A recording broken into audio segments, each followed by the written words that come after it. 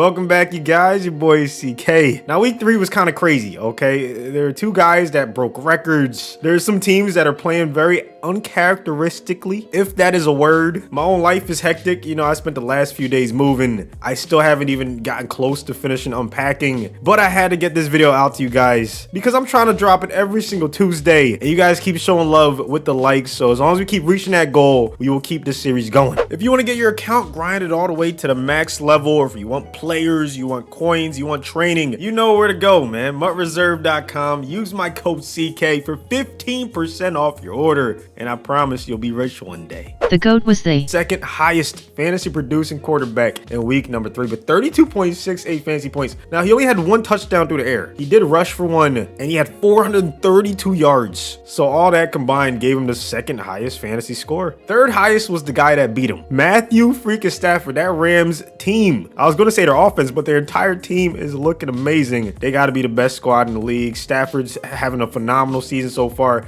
I'm happy for D-Jax. But the number 1 quarterback in week number 3 is Josh Barry Allen. I like to call him, man. He only scrambled for 9 yards on 4 carries, but he also had a touchdown. Okay, proving that he still has the wheels, but now that he's an elite passer, he doesn't have to scramble as much as he used to. He still got it though if he needs to. 39.2 fantasy points in week 3, by far the most for any quarterback. Zeke absolutely destroyed my Eagles, and I was one of those guys that was saying in the back of my mind, is Tony Pollard better than Zeke? Or maybe not better, but is he the better option? Okay, and I think Zeke just quieted all those rumors, quieted all that noise. 17 for 95 and 2 touchdowns. Also had 3 catches for 21 yards. Third highest fantasy producing running back in week 3. Number 2 went to Kareem Hunt, who had one of the nastiest runs of the week. 10 carries, 81 yards and a touchdown, 6 receptions, 74 receiving yards. And he's doing that while sharing the backfield with one of the best running backs in the league. Could you just imagine if he had his own team? Well, he'd probably be putting up numbers like this guy, Najee Harris. 19 targets. He caught 14 receptions off of those, 102 receiving yards. Also had 40 yards on the ground. The leading fantasy producing running back in week number 3. Hopefully he gets a bump to his overall because I think he should be in the low 80s. Speaking of a guy that's in the low 80s, who might have to get a little bump as well, Mike Williams. 35.2 fantasy points. I played against him in one of my leagues. I lost, of course. 7 receptions, 122 yards, 2 touchdowns on 9 targets. Just absolutely abusing the cornerback in Kansas City. I couldn't believe my eyes how often they left that man on the island. Like, give the man some help.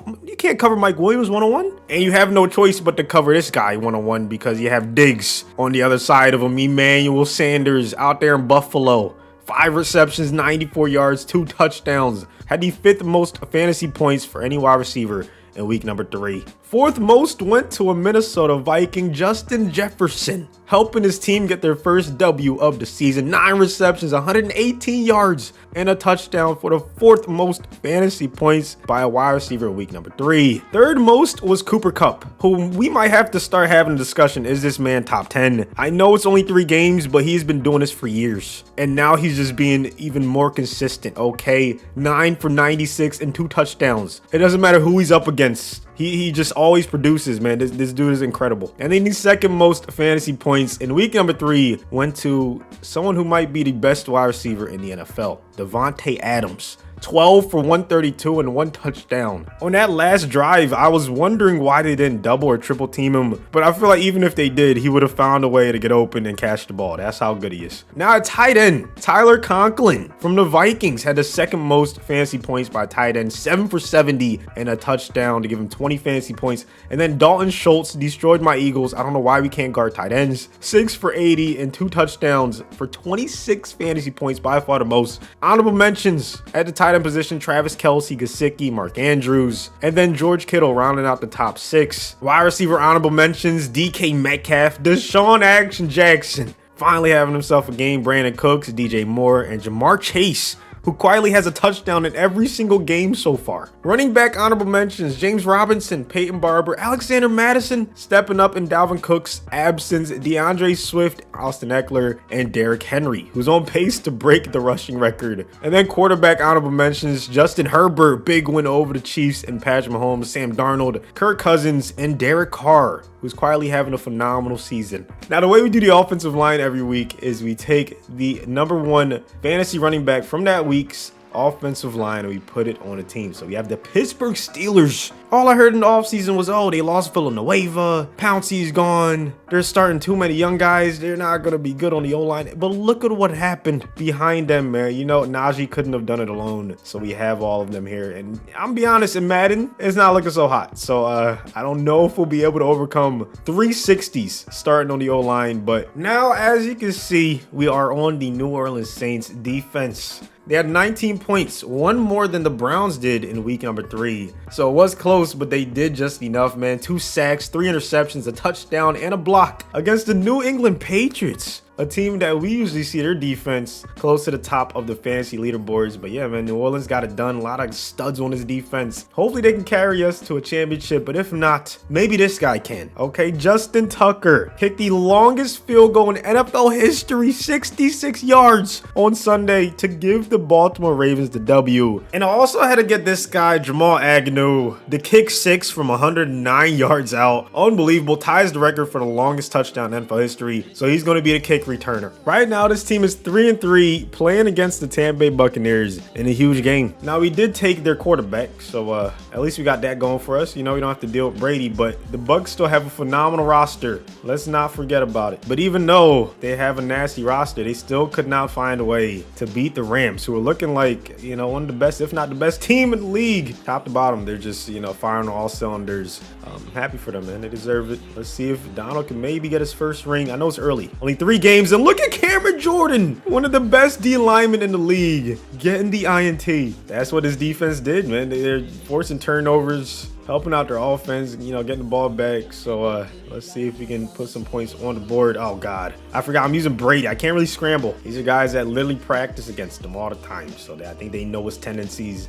Bad start, but we're gonna get the yards back. We're at least gonna try to get 3 out of this drive. Zeke not gonna get much on the ground. Actually gonna lose yards right there. So a 3rd and 20. We don't have like an elite tight end we could go to. That's why I'm a little nervous. But we do have Devontae. We have Kupp and Jefferson. That's just a disgusting trio. Disgusting trio. Oh God, Brady on the run, gonna have to throw it out of bounds. But would you look at that? Justin Tucker, 5 less than his career high. I mean, come on now.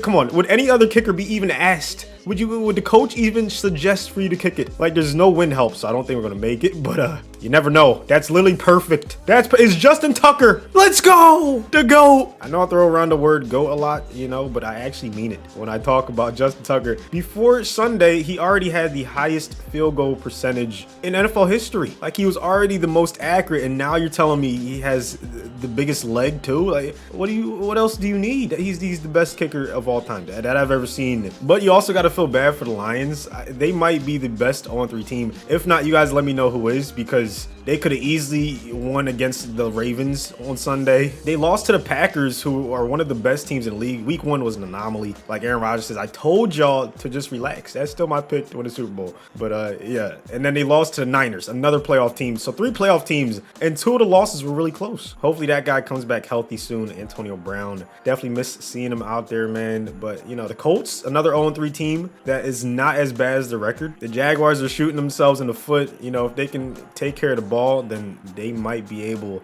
to get that record a lot better. But the Jets, Giants, I don't know, man. All right, enough about the 0-3 teams. How about the 1-2 teams? All right, my Eagles look terrible. Falcons finally got their first W. Okay, you know, there's just a lot going on. It's only 3 weeks into the season as Cameron Jordan is taking over this game. What about the Chiefs? Who would have thought they'd be last in their division after 3 weeks? The NFL is crazy right now. But we have to spend some time talking about the 3-0 teams, of course. The Rams, Cardinals, Raiders, Panthers, and Broncos. You guys let me know which of those teams you think are pretenders, because some of them have to be. Not all of them going to, you know, make the playoffs or end up going even close to undefeated. But I don't know. All of them are looking pretty good. They are looking pretty good, man. I was one of those guys that did not think Sam Darnold was ass. I don't know why people thought he was ass. Speaking of ass, I need to tighten up, man. I'm getting destroyed. We're not even close to midfield, so we can't kick a field goal from here. But yeah, I just knew Darnold, he had no weapons. Look at the Jets. Look, I'm still not going to say Zach Wilson is doo-doo because he has no one to throw to. So yeah, I had a feeling he would eat. I didn't know he'd be this good. I didn't know he'd be undefeated,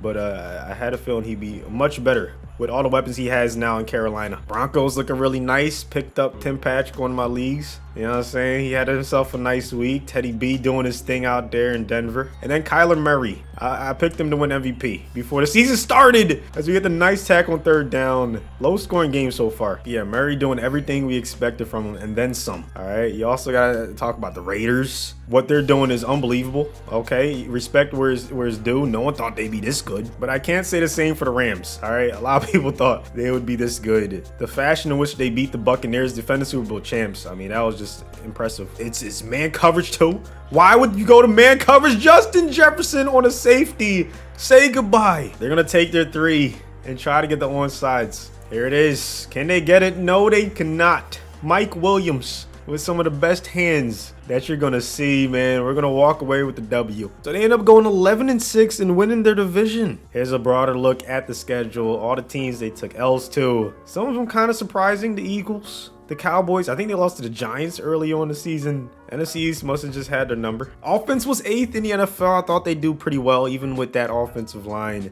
Defense was 2nd, just nasty. Brady had a pretty good season. 33 touchdowns, only 10 interceptions, 69% completion percentage, 1,200 yards for Kareem, 690 for Zeke. They combined for over 30 rushing touchdowns. Devontae had 7 receiving touchdowns, but Zeke had 10. So by himself, he had, what, 25 touchdowns? That's insane. So none of our tight ends had any receiving touchdowns. That's because our wide receivers, our running backs, were just doing most of the damage. DeMario led everyone in tackling. 3 guys had more than 14 tackles for a loss, and Cameron led everyone with 10.5 sacks. As for interceptions, Lattimore had the most. Malcolm and CGJ had 3. Wow, Nick Chubb wins MVP. I thought Zeke would be in the top 5 maybe. I'm surprised he didn't even make top 10. And then here is the playoff picture. The Saints and the fantasy leaders from week 3 end up losing in the wild card round to the Panthers 37-28.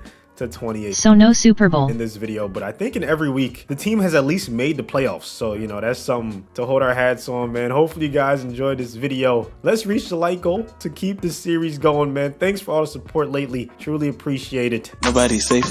Came from heaven, we fresh out the gate. And I look like I came from LA. From New Jersey, I look like LA. I'm a water, I'm forming LA. I'ma get it, it's mine for the tape. Ride the beamer when I'm out of state. Could have beat, almost got me a case. Go Olympic, I'm winning the race. Now I won cause I'm killing the game. Talking crazy, I'm going insane.